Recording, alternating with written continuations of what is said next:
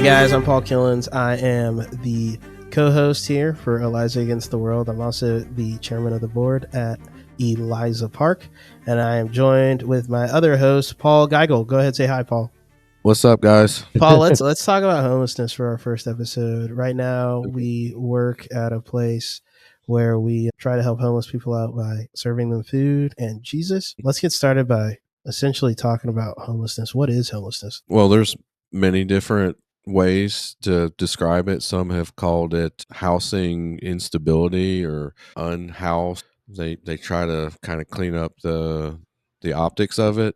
The way I look at it, there's like your typical I'm on somebody's couch, I can hit hard times. I'm staying with my brother-in-law, and then my brother-in-law's wife and him get in a fight, and he's like, "Bro, you have to leave. I'm sorry."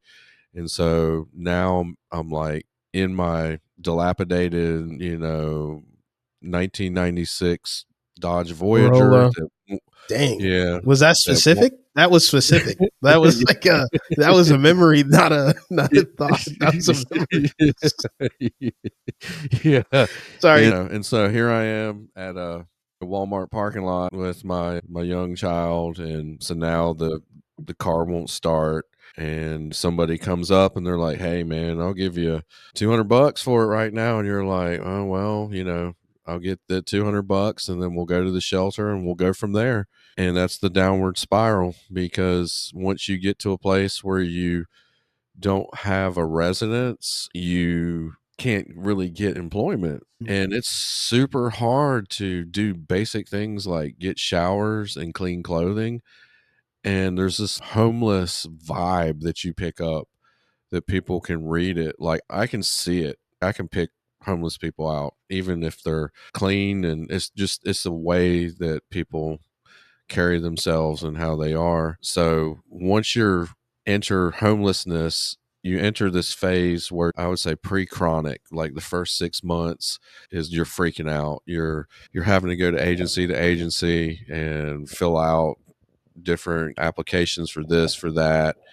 And then you get overwhelmed. And, if you're not already on drugs, you will become somewhat familiar with them because of the people around you. But most of the time, drugs play a big problem, mental health.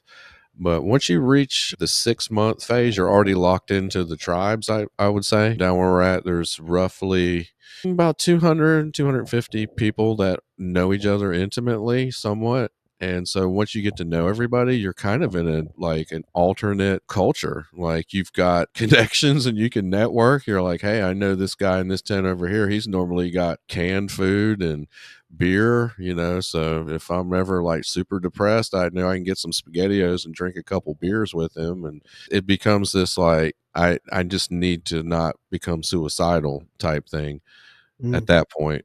So Yeah, it's kind of like because a really, spiral. Like you'll kind of run into something, and then day by day, it kind of gets worse and worse and worse. And you're trying initially, but eventually, or somewhere around the chronic stage, you kind of get set into it, and then it's just more like a daily survival type of run instead of trying to progress out of homelessness. yeah, it's once you become chronic, it's really, really, really hard, because you'll end up in a tent. Everyone does.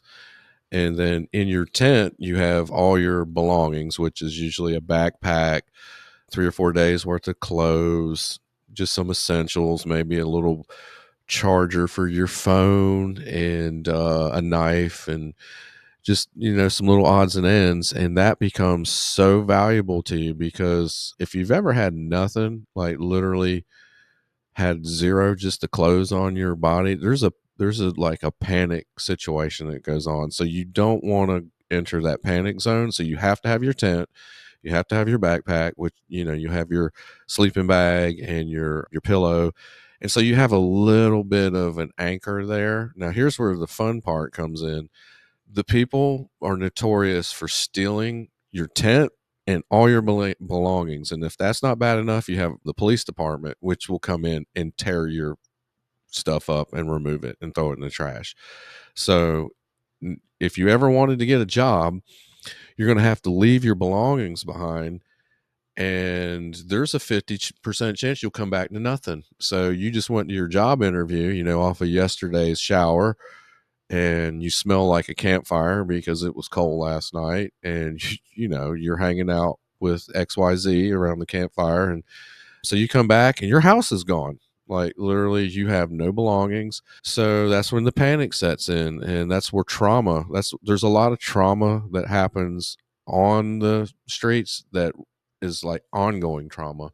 So trauma puts you into drugs, trauma keeps you into drugs, and homelessness is traumatic in itself. So at the 6 month point where you start to enter chronic homelessness, you kind of have to use drugs to stay sane.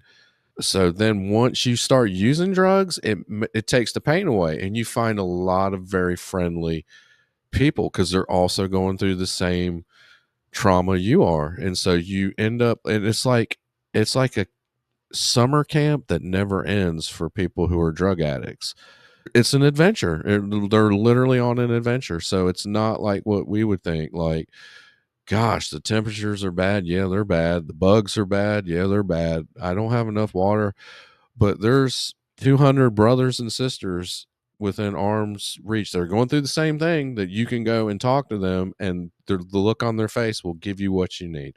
That and some drugs. So you get your validation from your brothers and sisters, Mm. and then you have your medicine there to keep you sane. And so those two things will get you by. It'll get you by a long time, a very long time, years. I mean, the Dec- people, yeah, yeah, it'll and keep you so going.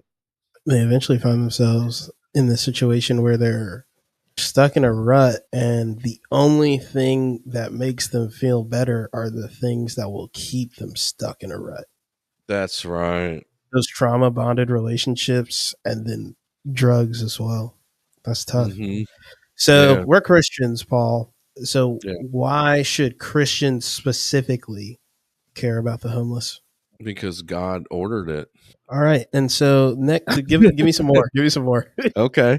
So the verse that I always go to, that's pretty much hits it nail and hammer, is Isaiah 58. So if you go to Isaiah 58 and you look at kind of the background, Israel is, going through one of their situations again where they're having trauma and troubles and tribulation, and Isaiah is obviously the intercessor who can tell them exactly the temperature in God's court. And so Isaiah, they're saying, why isn't God listening to us? And so Isaiah starts off by, basically, prophets love to mock because, you know God is an ironic God. God has got a lot of humor. So Isaiah starts off by, cry aloud, do not hold back, lift up your voice like a trumpet, declare to my people their transgression, the house of Jacob their sins, yet they seek me daily. So basically he goes on to say, this is God speaking, I'm not going to hear you. And the people are like, well, we've humbled ourselves. We've put on sackcloth and ashes. We've done everything you required, God. Why are you not bringing the rain or whatever it is exactly that they, they're pleading for? And then God is like, well, is this what I accepted? Is this what I actually asked you? And then God goes on to say, isn't it that I asked you to loosen the bonds of wickedness, to undo the straps of the yoke, which is basically language of oppression, to let the oppressed go free, to break every yoke? Is it not to share your bread with the hungry and to bring the homeless poor into your house? So right there, ding, ding, ding, ding, ding. This is why God is angry with Israel, is because they've obviously heaped up riches and they're not sharing it with the people who are basically dying in the streets of hunger. And he goes on and says, when you see the naked, do you cover him? And then he says, if you do these things, your light shall break forth like the dawn, healing shall spring up. So he's basically saying, well, you put on sackcloth and ashes, you haven't eaten for weeks, and you did all that stuff, but you're forgetting the more important thing is that you've neglected your own poor. It's So interesting you go there because I think of Isaiah 1, like God mhm, opens with the end in mind. Like the secret is out. Because in Isaiah 1, when he's going through and he's like, I'm so tired of this and I'm so tired of that, all those things that God told him to do, like the different festivals and the sacrifices and whatnot.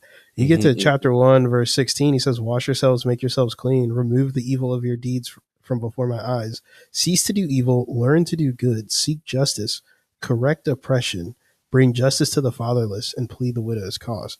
So the very first thing he wants you to do is stop doing evil stuff, get right, figure that out, and then I want you to go and do something. And it's not go and, you know, give all your money to your church. It's not go and memorize the scriptures. It's not go to seminary. It's not go anything besides mhm, just go help people, man. It's like, mhm, why? And so now we get to questions like this. And then I was also thinking of Galatians 2:10, where Paul's like, yeah, I met with the pillars. They were cool. We're going to go to the Gentiles. They're going to go to the circumcised. And they really wanted me to make sure I remember the poor. Bro, this is like it's like, again, it's like step one in Christianity. It's like, okay, you believe Jesus rose from the dead? Yeah, I believe Jesus rose from the dead. All right, cool. mhm. Don't forget about the poor. It's like, Yeah. why does God or the followers of God, the prophet or the apostles, whatever, in both of these situations, why are they both so focused on helping these people that have been forgotten, the outcasts? It's like, I guess that's real religion. You know what I'm saying? So of course Christians should care about the homeless. It's actually one of the primary things they should care about. How do you think Mhm. we've how do you think we've done, at least in America? Sorry. It's you're gonna get a hearty laugh because I think if we had a contest to see who could do the worst, I think that, not just America, but just, the whole ball of wax, it's almost like we Forgotten. purposely. Yeah. Yeah. Purposely, that's different than forgotten. Forgotten is Yeah. like you happen to forget that you left the law in this like part of the temple and you just forgot about it. They forgot Mhm. about that. Yeah. You're saying Well, yeah. abandoned, willfully abandoned. Yeah, I wouldn't go that I wouldn't use language like that. It just Okay, appears okay. to be that way. Yeah. Mm-hmm. If it feels good to say that, but that's not true. Mm-hmm. For sure. Yeah. Then, so we should care about it. What are some things that people think of? And for the listener, our wider context is Raleigh, North Carolina. We're Protestants, but evangelical South is what we're familiar with. Mhm. What are some of the hesitations that people see or think of when they think about helping the homeless? Like, okay, Um, Paul, you say we should, and the Bible says we should, but you're helping them, you're enabling them. They'll like to cherry pick. If a man doesn't eat or doesn't work, he shouldn't eat, even though that's out of context. That's talking about church attenders. There's this whole, it's going to go to drugs anyway, which I know we'll probably talk about that at some point. There's this whole they did it to themselves attitude. mm, Now, to be fair to that side, I have it in my family, and we can unpack that too, because that's not something that's not valid. That there's validity to those expressions. They're just not biblical. Yeah. yeah, that was something first. That's always my first thing. Like when I was first coming on board that Christian train, and I'm like, Hmm. okay, I got to give these guys some money. I'll slice them off a little piece or something. And then I think to myself, well, if I hand this guy $10, how long will he hold this $10 before he trades it for drugs? And I remember there was one guy, I was driving to work, and it was like over in Mooresville. I was driving from work back home, and his cardboard sign said, please give me weed money. And I was like, no, I'm not going to give you weed money. And it's like funny to laugh about, but it's like, at least he told the truth. And now that I think about it, I probably should have given him the money because at least he was only going to buy weed with it and not something Yeah. else. So, yeah, that guy didn't get any money from me. So that was one of my big things. It's like, but then I think to myself, whatever it is that some people end up in a homeless situation or a poor situation because of their own choices. But Mhm. the Bible does not divide them. It says give money to Right. the poor. And, they certainly had alcoholism back then. They didn't have Oh, like yeah. fentanyl addiction or anything, but they had alcoholism and they had Mhm. people with gambling problems that gambled their lives away. That would have been Mhm. the poor. And those are the people they're remembering, inside and outside of the church. Because there are times when believers in the New Testament give money to poor believers as well. So, you know, Yeah. of course we've got to do something, and that is a hard thing to move past. Like, well, then they do it to themselves. Sure, some of them did. Some of them have terrible lives, and you would have ended up worse. But even for the ones that did do it to themselves, the Bible doesn't discriminate. So why are we building false dichotomies? Well, if I Mhm. go and I talk to this homeless person, and your story is good enough, then you have earned my $20 bill. Or you could just do what the Mhm. Bible says, just pass them some money, bro, because they Right. do need to survive, right? And I also think we should think about it in the sense that like they're not saved. We can't Right. have these Christian expectations of people that aren't Christians. When someone Exactly. when someone follows Satan and their life leads to death, you should kind of go, "Huh, not surprised." Like, yeah. Yeah, if your father is the father of lies and you can't keep an honest relationship, that makes sense. Like if Yeah. your father is someone who hates everything that is good and you're a bad person, that makes sense. Yeah. So we Yeah. can't have these Christian expectations of, well, why didn't you do this or that? Well, I mean, like, yeah, they're bad people. Why are you breaking the law? Because they don't have a God that tells them to honor the emperor and to follow the law. They're Right. lost, bro. And we have to also remember ourselves, right? Because so often, we're judgmental people, all of us, but especially me, or so I've been told on more than one occasion by multiple people. So it's fine.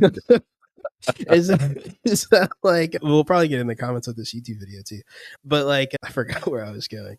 So we were You're a dang it. legalist. No, no, I'm gonna cut that. I can't remember what I was saying. I was We were talking talking about about we're putting our Christian expectations on lost people that are basically built yes. for life. Yeah. Yeah, Yeah. so that was dumb because I remember I had a friend and I was like, he keeps saying like GD and he keeps using Christ's name in vain. I told my pastor about it and he was like, Mhm. yeah, so? And I'm like, wait, no, light your torch. I've got the pitchfork. Let's go get this guy. And he's like, Paul, what do you expect him to do? He's not a Christian. Why would you expect anything else from him? Ever since then, I've never expected a single thing from an unsaved person except betrayal and heartbreak. And Yeah. Yeah. I usually Yeah. get it every once in a while. But now all of my expectations have shifted over to Christians. And I'm like, come on, guys, let's go. And they're like, sometimes, or maybe, once a month. I'm like, oh, no, no, no, no, no, no, no. That Bible thing is supposed to be all the time. Come on, Yeah. guys. Yeah. So, yeah. An inter an interesting thing about you made me think about is you can flip that around if you're wise about it and like let them see you imposing your Christian expectations on them and kind of lead them and be like, "Oh, oh, you're a Christian." Of course they're going to say they're a Christian. You're in front of them identifying yourself as a Christian. Yeah, I'm a Christian. So you can build off of that and be like, "Oh, awesome. That's cool. Isn't God good? Yeah, he's good. Jesus is All the great. time. Yeah. Yeah, yeah." So I mean, you can chip away at that chain that's around their neck, with their help. They'll let you. They'll be like, "Oh yeah, hit it." They're like, "Let me bang it a couple times." Yeah, yeah, that's gonna come loose eventually. It Mm-hmm. will. God will do it. So you can flip the script on them, and they're lost as a goose in a hailstorm, but you can give them hope, and build upon it. They're still lost. I mean, you got to remember that, but you can kind of lead them in that direction for the most. That's kind of what we do at So, Eliza. We've talked about the homeless. We've talked about why Christians should care. We've talked about them using your donations or your alms for drug Mhm. money. But is it really our problem to solve? You know, or should I just keep sliding them fives? Or is this a church problem or a government problem to solve? Like, who has the ultimate solution on this? So it's interesting you say that because it's actually none of those. It's an opportunity to serve God and do it in a way that's powerful. Just to go back to Isaiah, Jesus says you'll always have the poor. And I see myself in that moment saying to the Lord, well, why? Like, is this Hmm. good? Why is this good, Lord? And then I see him seeing me say, is this not good what we're doing right now? And I'm like, oh, wow, I get it. It's an opportunity to please God. And, if that's what it takes, if God's like, whatever God says, if he's like, I want you to dig ditches on the side of the road, man, we should be singing and like raising our shovels. And like, I can't wait to get out and dig ditches today. That's all I should think about is how I'm the great. railroad. Yeah. And Yeah, people would say, isn't that hard work? And what does it actually do? I mean, and my answer is like, well, it makes God happy. Isn't that the whole point of life? I that mean, makes me those, think of the man who they're like, "Why is this guy blind?" And he's like, yeah, well, "Who sinned? His father or him himself? His parents or he sinned?" There's like no reason, man. It's so that God can be glorified. And we've got to right. remember that as a motivator when we look at the world, we can see Mm-hmm. like, okay, God can be glorified through whatever is going on. He can be Mm-hmm. glorified through a paralyzed man, whether that paralyzed man stays paralyzed or gets Mm-hmm. up and walks, right? Christ happened to choose the get up and walk way quite Mm-hmm. often. Same thing with Yeah. Peter and stuff and Paul. Yeah. But, now that we're not doing that as much as they were, I think that some of those stories still go on, but now Yeah. that we see it Absolutely. much less often, how can we glorify God in everything that we do? And so I think you're exactly right. The same way Christ had the opportunity to glorify God by healing that man, I have the opportunity to glorify God by cooking hamburgers for them or hot dogs or giving them something, right? Or inviting them to church, building relationships. And it doesn't have to be financial. We've talked a lot about financial stuff because that's kind of the first things that goes to, Yeah. including in the Bible where it says like give money to the poor and whatnot. But Mm-hmm. you can just evangelize, you can build a relationship and bring them to a place where they get to hang out with you forever in heaven, Mm-hmm. in the Mm-hmm. new earth and whatnot. So it's crazy because we always think about the money thing, and the money thing is like a thing that to be talked about. It is a thing to be brought up and whatnot, but it doesn't have to be that. Now it's going to be tough if I'm homeless, sleeping in a tent, and you're driving by in your Mercedes, and all you want to do is ever talk to me. Eventually, you're going to have to, answer some tough questions about how. All right, bro. Like, if we're supposed to be good people or whatever, how come you never give me anything?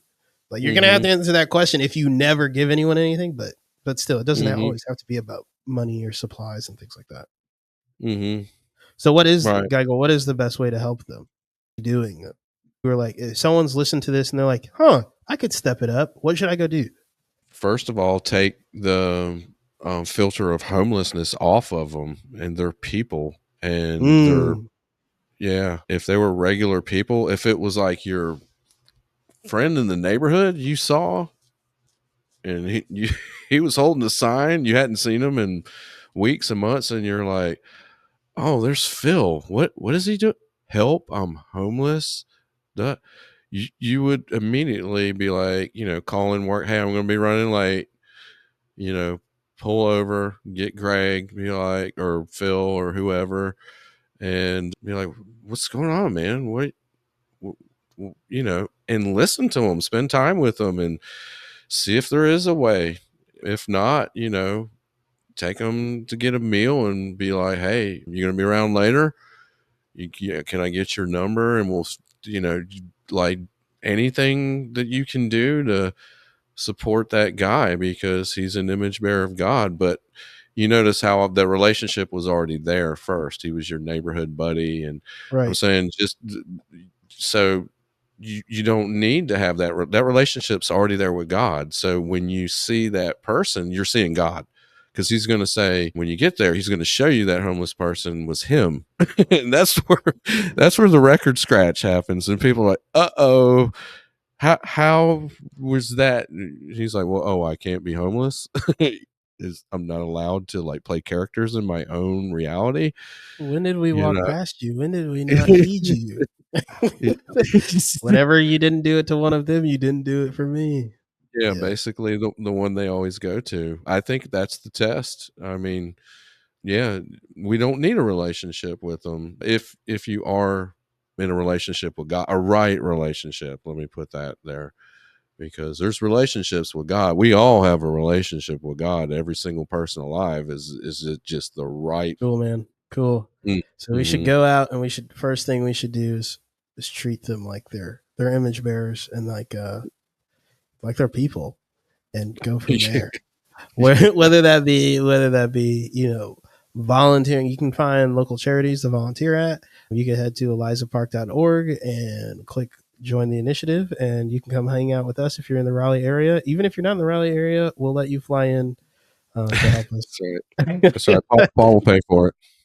I might pick you up at the airport, but probably not more than that. There's so many things you can do, right? So you don't have to do all the work yourself.